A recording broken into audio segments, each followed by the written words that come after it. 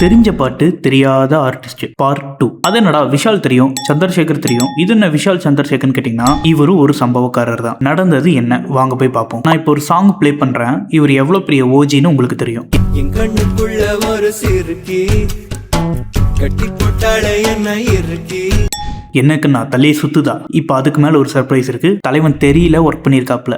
ஏமிரா இது அப்படின்னு கேக்குறீங்களா? ஒர்க் பண்ணியிருக்காரு. உரியடி மூவி உங்க எல்லாருக்குமே பிடிக்கும். அதுல ஒரு சம்பவம் பண்ணியிருக்காரு.